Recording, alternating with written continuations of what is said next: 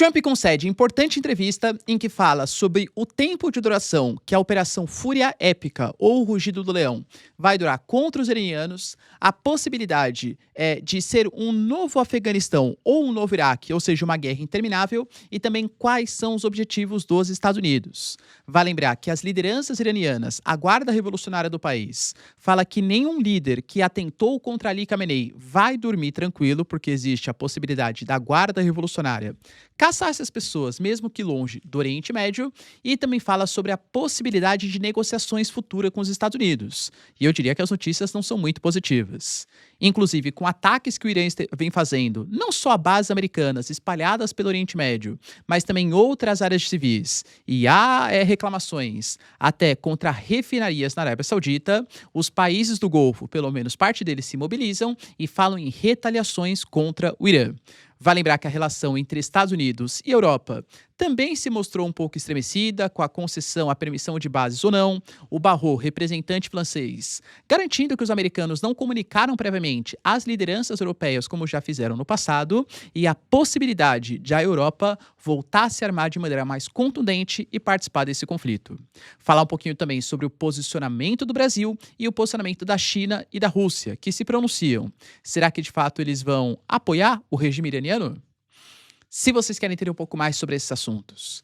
E muito mais também sobre geografia, geopolítica, atualidades, política, polêmicas, enfim. Tudo para você se manter sempre bem atualizado. Já se inscreve no canal, deixa seu like e compartilha esse vídeo, que eu, professor Ricardo, conto muito com a sua ajuda. Belezinha? Para quem não sabe, a Nomad, maior e melhor conta internacional do Brasil, é parceira aqui do meu canal, do nosso canal, e tá te ofertando a possibilidade de comprar os seus dólares com 15 centavos de desconto por dólar convertido, mais as melhores taxas, mais uma série de conteúdos de parcerias gratuitas com empresas, serviços, que estão inclusos no aplicativo. Baixa ali, galera, é de graça, não tem taxa de manutenção, taxa de abertura. Eu tenho certeza que você não vai se arrepender, além da possibilidade de usar o melhor cartão internacional aceito em mais de 180 países e cartão de crédito Nomad Explore aqui no Brasil, que te dá pontos que não expiram, que te deixa a possibilidade, por exemplo, de ter acesso a cashback em dólar a partir das suas utilizações, ao Nomad Lounge, que é a sala VIP da Nomad, dentre vários outros benefícios. QR Code na tela, baixa a Nomad, tenho certeza que você não vai se arrepender. Tamo junto? Então bora lá pro vídeo, pessoal. Seguinte. Como eu falei para vocês na introdução, o Trump, até porque existe uma demanda para ouvir por que os americanos, as ações que os Estados Unidos fizeram ou estão provocando esse ataque contra o Irã, ele deu uma série de entrevistas para a CNN e outras mídias, e eu fiz meio que um compilado das principais declarações, até para trazer maiores esclarecimentos para vocês das justificativas por que os Estados Unidos estão fazendo essa operação Fúria Épica em conjunto com Israel, que chama Operação Rugido do Leão. O Trump, ele garante que o que está acontecendo agora é que os americanos estão acabando com o Irã, e que, aliás, se já existe uma impressão assustadora do poder de ataque dos Estados Unidos combinado com o poder de ataque de Israel, fiquem tranquilos, porque o maior ataque ainda está por vir.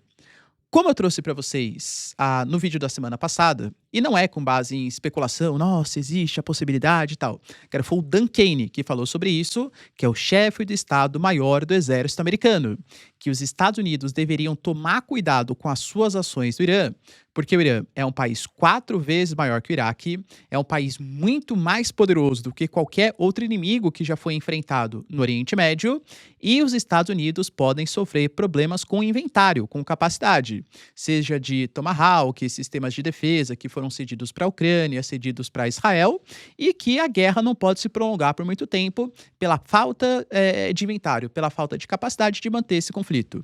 O Trump, ele desmentiu e falou que não tem nenhum sentido esse tipo de declaração que a mídia colocou acerca das capacidades americanas.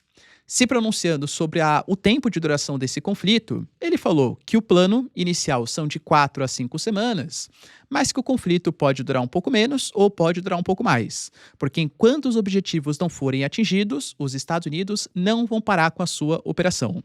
A questão é quais são os objetivos, né? E ele deixou claro. Primeiro ponto é destruir o sistema de mísseis iranianos. Ele garante que hoje o Irã ele tem capacidade de atingir o continente europeu, isso de fato é verdade, e que estaria desenvolvendo uma capacidade de atingir o território americano, não exatamente as bases americanas, ou até porta-aviões posicionados, mas o território americano com os mísseis. Segundo informações do próprio relatório da inteligência americana, levaria a questão de anos para que isso acontecesse. Mas, segundo os Estados Unidos, é necessário destruir o sistema de mísseis do Irã. Ele fala também de destruição da marinha, até porque a marinha iraniana, atuando na região do Golfo Pérsico, é uma preocupação para as questões relacionadas à segurança marítima, à navegação comercial, principalmente ao petróleo, que interessa tanto aos Estados Unidos. Pode perceber que os relatos indicam que o Trump já derrubou mais de 9 embarcações, fez uma série de ataques contra a marinha iraniana, isso é um ponto a ser combatido, e também interromper as ambições nucleares e o financiamento de grupos terroristas. Grupos terroristas, ele chama o eixo da resistência. Os Houthis no Iêmen, a Jihad Islâmica, o Hamas, o Hezbollah, que já atacou Israel, apoiando a guerra, né, do Irã. E Israel também já fez retaliações, inclusive em Beirute, também alegando ser contra o Hezbollah, e o fim do programa nuclear.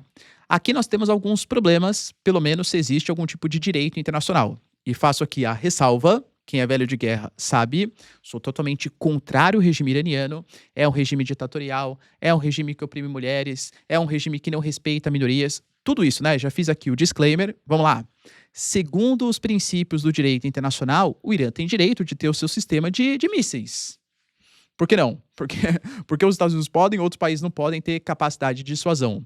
Não pode ter, claro, o programa nuclear que supere a finalidade para fins pacíficos. Tem que ter um controle da ONU e pode enriquecer urânio, desde que seja para fins medicinais e também para fins energéticos. A grande questão, e aí entra na dificuldade de ter acesso à informação concreta, o Irã ele coloca que ele estava negociando com os Estados Unidos justamente nesse sentido. Ele estava disposto a voltar a um acordo em que a ONU fiscalizasse o seu processo de enriquecimento de urânio, ele abriria mão do urânio enriquecido acima de 60%, que é só para finalidades bélicas, mas ele não queria parar o seu programa nuclear e também não queria deixar de ter mísseis. Porque ainda mais numa região tão instável, em que você tem um inimigo direto como Israel e tem outros inimigos, talvez não tão diretos, mas que também são inimigos, a exemplo da Arábia Saudita, ter uma capacidade de dissuasão militar, mesmo que não seja nuclear, ou seja, uma defesa convencional, é óbvio que é importante. Então, o Irã não queria abrir mão de alguns princípios básicos. O Trump colocou que ele não está disposto a voltar a negociar com o Irã. Ele falou desse jeito, né, que não dá para lidar com essas pessoas, e aí já gera algumas rusgas na informação. A gente sabe que o que o Trump fala não dá para escrever muito. Mas ontem mesmo, ele falou que o Irã estava procurando ele para trocar algum tipo de negociação, algum tipo de ideia, e ele falou que ele estava disposto a negociar. Representantes iranianos falaram que é mentira, que o Irã encara isso como uma linha vermelha que foi ultrapassado e não há mais espaço para diplomacia, porque 2 vezes os Estados Unidos estavam negociando com o Irã, feriram a negociação e atacaram sem aviso prévio, desrespeitando o processo de negociação que estava rolando, então o Irã não aceita mais negociar. Aí o Trump vem com o discurso que ele também não está disposto mais a negociar com os iranianos. Ele garantiu que ele está muito feliz de ter encerrado o péssimo acordo feito pelo Barack Obama, já que o Irã estava reconstruindo seus mísseis que ameaçavam os Estados Unidos e a Europa e o seu programa nuclear. Ainda evidenciou, o que de fato é verdade, a capacidade de ação dos Estados Unidos em conjunto com Israel de eliminar lideranças. Agora, convenhamos que eles conseguiram capturar o Nicolás Maduro e conseguiram eliminar o Ali Khamenei em questão de 1 hora, segundo Trump. E assim, no caso do Maduro, havia uma concentração militar, mas talvez tenha sido até algum tipo de elemento, ataque um pouco mais surpresa. No caso do Irã, tinham 2 aviões posicionados, a maior concentração militar desde 2003. Pô, óbvio que algum tipo de ataque poderia acontecer em um futuro próximo. E o Ali Khamenei, com certeza, era a pessoa mais visada para a possibilidade desse ataque. Os americanos conseguiram, nos 2 casos, capturar, no caso do Maduro, ou matar, né, o Ali Khamenei. Então, foi um sucesso a operação por parte dos Estados Unidos. Depois ele falou que os Estados Unidos estão destruindo toda a capacidade de mísseis, tanto os que já foram feitos como a produção que irá ser feita, e alegou também que está afundando embarcações iranianas. O Pete Hegseth, que é o secretário de Defesa, ele também se pronunciou. E ele se pronunciou numa preocupação muito importante, que eu diria que não só os democratas dos Estados Unidos têm, mas que grande parte da comunidade internacional. Os Estados Unidos, em outros momentos, quando já fizeram intervenções estrangeiras, vamos lá, no Iraque, para a derrubada do Saddam Hussein, uma intervenção militar terrestre que acabou culminando com a queda, de fato, do Saddam Hussein, mas uma guerra civil e o surgimento de grupos extremistas, a exemplo do ISIS. Se a gente analisar o caso do Afeganistão, eu diria que é ainda pior. Os Estados Unidos invadiram o Afeganistão em 2001, tentaram fazer uma ocupação militar durante 20 anos. Assim que eles tiraram as suas tropas, o Afeganistão reconquistou o poder e, inclusive, tendo como herança uma série de equipamentos militares deixados pelos próprios americanos. Ou seja, o Talibã hoje ele é muito mais poderoso do que já foi no passado. Existe o risco, então, de um novo Iraque, um novo Afeganistão, gastos militares gigantescos, pessoal, soldados americanos, militares americanos posicionados numa guerra sem fim? O Pete Hegseth falou que não. E se a gente for fazer uma análise, o Trump, ele é um dos principais críticos à maneira como os americanos se comportaram no Afeganistão e se comportaram no Iraque. O Pete Hegseth falou que é uma situação completamente diferente, que eles têm objetivos a atingir. Quando esses objetivos forem atingidos, os americanos não vão ficar se preocupando em promover uma ocupação militar em território estrangeiro. Ele fala que ele não descarta nenhuma possibilidade, até porque ele é o secretário de defesa, não o presidente ou o general que comanda o exército americano. Mas que a previsão é que não haja ou que não tenha, né, que ter esse tipo de necessidade. Se o objetivo dos Estados Unidos é acabar com o regime dos ayatolás, talvez ataques aéreos não sejam o definitivo, porque isso você pode comprometer os equipamentos militares, você pode comprometer o sistema de refino de petróleo, você pode comprometer toda a estrutura do país enquanto questão física mesmo. Mas vai precisar de uma mobilização popular. Se eu não sei se de fato existe, né, esse anseio popular, creio eu, tá? Mas, de novo, são informações dúbias. E a gente sabe que toda a mídia é parcial. Quanto de população que existe apoiando, né, ao fim do regime dos ayatolás, eu acho que é a grande maioria, então talvez haja essa mobilização popular, e qual vai ser a capacidade de repressão do Estado iraniano. Porque, querendo ou não, a Guarda Revolucionária, mesmo perdendo vários líderes, ainda está de pé. Já tivemos uma espécie de conselho com a representação do Pezeshkian, do líder do Poder Judiciário, de outras figuras, que vai ser esse governo de transição, e até um ayatolá provisório já foi colocado no lugar do Ali Khamenei. Ele já tinha indicado possíveis sucessores, não só porque havia a possibilidade de um ataque contra ele, mas porque já estava velhinho também, né? A gente fala de um senhor que já tinha os seus 86 anos. Ou seja, será que não precisa dessa necessidade de ataque? É uma questão que se coloca, né? O secretário de Segurança do Irã, como eu falei para vocês, deixou muito claro que não tem o objetivo de negociar, já que o Trump é um traidor, e que, inclusive, isso é até uma crítica que alguns mais pró-MAGA estão fazendo nos Estados Unidos. Que ele trocou o slogan, porque ele colocou o slogan Israel First no lugar de America First, alegando que esse ataque contra o Irã interessa muito mais as prerrogativas de Israel do que exatamente as prerrogativas americanas. Do ponto de vista eleitoral, e lembrando que Estados Unidos e Israel passarão por processo eleitoral, eu concordo com essa fala. Para o Benjamin Netanyahu se envolver numa guerra em ano eleitoral, é tentar promover uma coesão nacional. Isso é importante para manter ele no poder, que está envolvido em 3 escândalos de corrupção. Para o Trump, eu vejo isso, uma disparada do preço do petróleo, gastos militares, uma visão que os americanos são extremamente intervencionistas, e isso pode acabar culminando, porque a população americana majoritariamente não apoia essas medidas, numa queda maior de popularidade. Os membros da Guarda Revolucionária, principalmente a Força Quds, que é uma força de elite ali da Guarda Revolucionária, garantiu que os inimigos que mataram Ali Khamenei não estão seguros nem mesmo em casa. Até o momento o que a gente teve foram 4 militares americanos que foram mortos e 18 que ficaram feridos, por ataques no Bahrein, ataques no Kuwait, ataque em outras bases americanas espalhadas pelo Oriente Médio.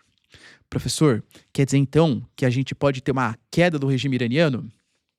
Talvez sim, e mais importante, contando não só com os Estados Unidos e com Israel, mas com a própria possibilidade de uma coalizão árabe.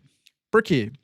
Por mais que o Irã esteja se pronunciando no sentido países árabes, países islâmicos, eu não estou atacando vocês, eu estou atacando bases americanas que estão localizadas no território de vocês. Professor, mas eu vi que eles atacaram o hotel, que eles atacaram aeroportos. A justificativa do governo iraniano é porque as forças militares americanas esvaziaram esses espaços e transformaram hotéis, representações diplomáticas em suas bases. Por isso, os ataques que o Irã fez. Quero convenhamos que, independente das motivações, é o Irã atacando pontos civis. É óbvio que vai gerar algum tipo de crítica, algum tipo de retaliação do Catar, dos Emirados Árabes, da Arábia Saudita. Até porque, como eu trouxe, o equilíbrio de poder ele é um pouco complicado.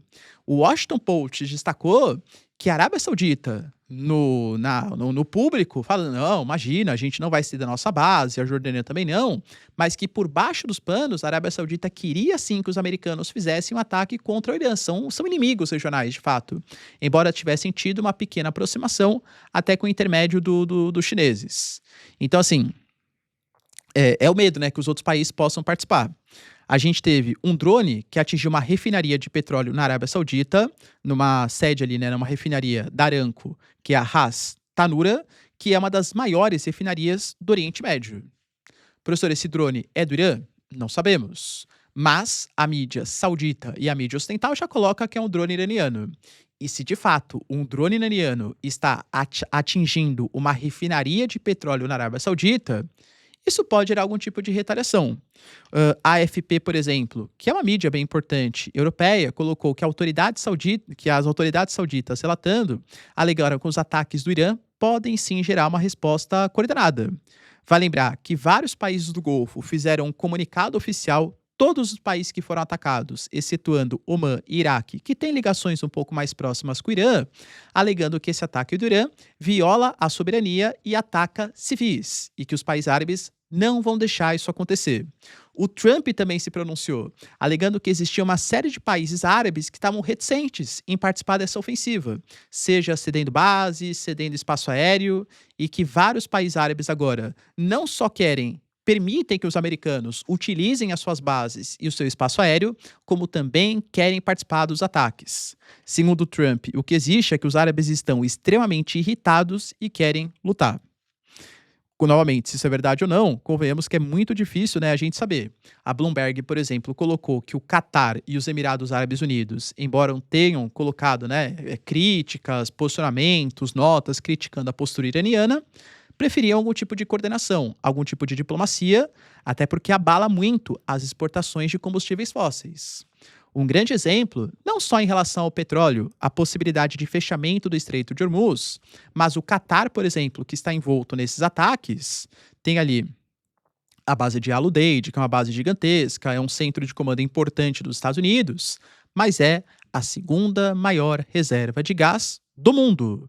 Aliás, a Europa, que depende cada vez mais do gás que vem do Catar, porque o gás russo, né, em meio às sanções e tal, foi prejudicado o fornecimento, pode ter mais uma complicação. O preço do gás disparou, por exemplo, até mais do que o petróleo, né, no dia de hoje. Ou até mais, ou muito parecido aí com o preço do petróleo, também pela instabilidade do Catar. A questão também é que existem vários outros países, inclusive europeus, que estão se pronunciando, e aí de maneira bastante dúbia. A Espanha de Pedro Sánchez, a gente sabe que tem bastante problemas com o Trump. O governo Trump tecendo críticas, alegando que é um governo super autoritário. A Espanha foi um dos únicos países da OTAN que não aceitou a exigência dos Estados Unidos de até 2035 ter 5% dos gastos do PIB em defesa, e a Espanha alegou que não concorda com os ataques que foram feitos ao Irã porque desrespeita a Carta da ONU e que não autoriza nenhum tipo de uso militar de bases espanholas, e que a Espanha também não vai cooperar com esses ataques contra o Irã. O Reino Unido teve um comportamento um pouco dúbio. Inicialmente, falou que não cederia suas bases para o ataque contra o Irã, a base de Diego Garcia, as ilhas ali, né, na região do Pacífico. Talvez seja o exemplo mais emblemático, e o Trump falou que então ficou um pouco chateado, hein? Falou assim, inicialmente o Reino Unido falou que não ia ceder as bases, depois eles cederam. Falou assim, acho que eles estão muito preocupados com a legalidade do processo. Por que se preocupar com a legalidade, né? E, cara, convenhamos que o mundo cada vez menos se preocupa mesmo, né? Mas o Reino Unido anunciou agora que está disposto, até porque tivemos um ataque. Não sabemos se foi iraniano. Talvez sim, né? Até pelos drones que foram utilizados. Contra bases britânicas no Chipre. O Chipre está muito próximo ali de Israel, na região do Mediterrâneo. Tivemos ataques que aconteceram contra o território do Chipre. A Alemanha também se pronunciou no sentido de fornecer e até mesmo possivelmente participar do conflito, e talvez a França cada vez se pronunciando de uma mais contundente. Foi bastante enfática. Eu vou deixar um vídeo para eu gravar possivelmente amanhã com vocês do anúncio preocupante, hein, da França, que falou que não vai mais limitar o número de ogivas nucleares e que não vai mais prestar declarações, prestar depoimentos, enfim, né, satisfação para a EA, a Agência Internacional de Energia Atômica, em um momento em que o Tratado New START não vale mais, em um momento em que a China está aumentando o número de ogivas nucleares. Não existe mais esse limite e possivelmente a França vai aumentar o número de ogivas para compartilhar o que eles chamam de espécie de guarda-chuva nuclear europeu. A França se mostrou um pouco decepcionada. O Barrot, primeiro-ministro, falou sobre isso, alegando que o Trump não forneceu informações prévias do ataque que ia acontecer, como fez em outros momentos, no caso do Afeganistão, em outras intervenções americanas. E isso gera uma decepção, porque é um aliado, ou deveria ser, os dois são membros da OTAN, mas também alegou que a França está disposta a entrar na guerra, caso seja esse o pedido de nações árabes. Se a Arábia Saudita estiver disposta, se a Jordânia estiver disposta e a França quer mostrar algum tipo de apoio a esses países, a França está disposta a participar sim de uma retaliação contra o Irã em nome do exército francês. Então percebam, ó, Espanha se pronunciando, Alemanha, Reino Unido, França, a França mais enfática, até oferecendo ajuda numa eventual guerra dos outros países árabes contra o Irã, que é um país persa. Professor, e essa guerra então de fato vai acontecer? Bom, a gente tem algumas mudanças econômicas bastante importantes. O Estreito de Hormuz, ele não foi oficialmente fechado pelo Irã. O Irã alega que permite passagem de navios. Só que o Irã fala que alvos americanos e alvos israelenses são totalmente legítimos. Aí, imagina que você é uma seguradora que participa do comércio do frete de navios, de embarcações internacionais. O que as seguradoras estão fazendo hoje? Impedindo ou retirando o seguro de navios que atravessem o Estreito de Hormuz. Quem garante que o Irã, mesmo que eu não seja uma embarcação dos Estados Unidos ou de Israel, não vai realizar ataques? A mesma coisa no Estreito de Bab al-Mandeb, que os Houthis também anunciaram apoio ao Irã na guerra contra Israel e contra os Estados Unidos.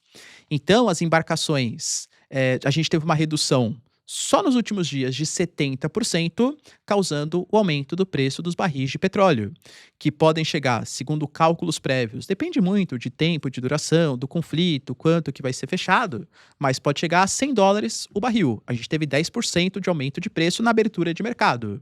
E aí, energia mais cara significa insumos mais caros, frete mais caro, inflação. Inflação significa que tem que aumentar a taxa de juros, retração da atividade econômica, ou seja, isso pode gerar problemas para a economia global.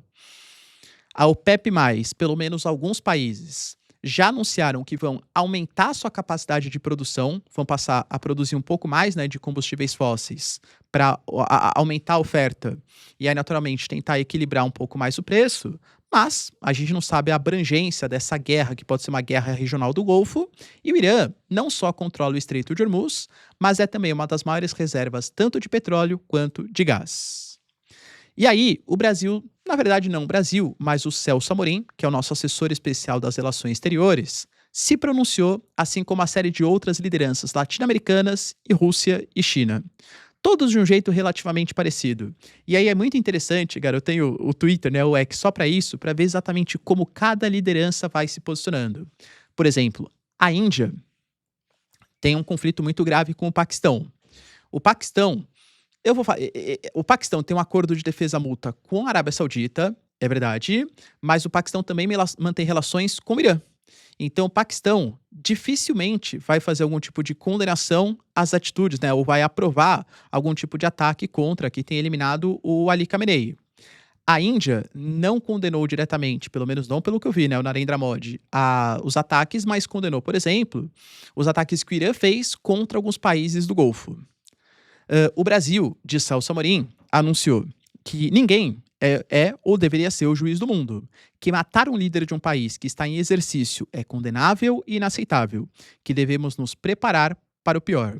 Lembrando que Brasil e Estados Unidos têm uma reunião que será, no mínimo, polêmica, porque envolve temas como Sul Global, como terras raras, como questões de sanções por conta de regulações de redes sociais, e agora coloca só mais um tempero aí, né? que é a questão iraniana. O Brasil se mostra totalmente contrário a essa intervenção dos Estados Unidos. Para a gente já discutiu isso aqui também, desrespeita a Carta da ONU. Se deveria ou não desrespeitar, é outros 500. Se a Carta da ONU responde hoje aos anseios do mundo, são outros 500. Mas que desrespeita, desrespeita. Porque o que Israel fez e os Estados Unidos é o que eles chamaram de ataque preventivo. Nem ataque preemptivo é. Porque não havia nenhum míssil ou alguma coisa posicionada que estava na iminência de um ataque. É para evitar um programa nuclear e o desenvolvimento de mísseis. Não existe ataque preventivo na ONU, né? Enfim, então é condenável sobre os princípios internacionais. O Irã mesmo ele se baseia nisso, alegando que se a ONU não retaliar as ações americanas, esqueça o direito internacional. Tenho eu uma má notícia para o Irã, né? Já pode esquecer o direito internacional. E fica a dúvida também, professor, mas eu estou vendo, cadê a Rússia, cadê a China? Eles não vão apoiar militarmente o Irã? Quando houve a promessa que ia ter esse apoio, galera, muito cuidado, tá? Muito cuidado. Ah, professor, mas em 2025 a Rússia e o Irã assinaram um tratado. O Irã fica fornecendo os Shahed, os drones kamikazes, que são desenvolvidos ali, são utilizados na guerra contra a Ucrânia. Sim, assim como o Irã utiliza os sistemas de defesa S-300, S-400, que são russos. O que existe é um compartilhamento de tecnologia, compartilhamento de equipamentos, mas não existe a promessa de uma defesa russa em caso de um ataque contra o Irã e nem vice-versa. O Irã não mandou tropas para combaterem na Rússia, entende? É claro que talvez algum tipo de vão mandar mais equipamentos. Por exemplo, no caso da Armênia já é um pouco diferente, porque a Armênia fazia parte da CSTO. Aí tinha, teoricamente, uma obrigatoriedade de defesa que a Rússia não fez quando o Azerbaijão atacou no Nagorno-Karabakh. No Irã não tinha. O caso da China é muito similar. Aliás, eu acho que até um pouco menos. Porque, sim, hoje, quando a gente fala de petróleo que é importado pelos chineses, o Irã corresponde de 16% a 18% a preços descontados. Se o Irã fecha o Estreito de Hormuz, complica muito a situação da China, que importa muito petróleo da região do Golfo Pérsico. Mas não existe acordo de defesa mútua. A China não é obrigado. Aliás, essa ideia que a gente tem, um aliado atacou, vou lá, vou defender o aliado. Não é assim que funciona, né? Deveria ter um respeito, de novo, à Carta da ONU ao direito internacional. A Rússia não respeita muito, convenhamos. E a China, excetuando a questão do mar da China Meridional, alega que está se vendendo como a razoável da história. Já falei para vocês, se esse ataque acontecer e fechar o Estreito de Hormuz e encerrar o fornecimento de petróleo, a China tem algumas opções. Enviar ajuda militar. Muito difícil, a China não se envolve em guerra de terceiros. A China poderia cortar o fornecimento de terras raras. Possivelmente teremos reunião também entre o Xi Jinping e o Trump. Não acho que a China vai fazer isso, é inviabilizar, né? Comprar briga desnecessária. Ou se vender como a razoável da história, em um momento em que o mundo busca por uma reforma das instituições multilaterais e que o Trump acha que o Conselho da Paz seria esse organismo. Convenhamos que não teve muita representatividade entre as principais potências europeias e uma série de países do mundo. Ou seja, China e Rússia podem compartilhar equipamentos, podem pedir reunião do Conselho de Segurança da ONU, tecer críticas públicas, mas não existe e nunca existiu a obrigatoriedade de defesa.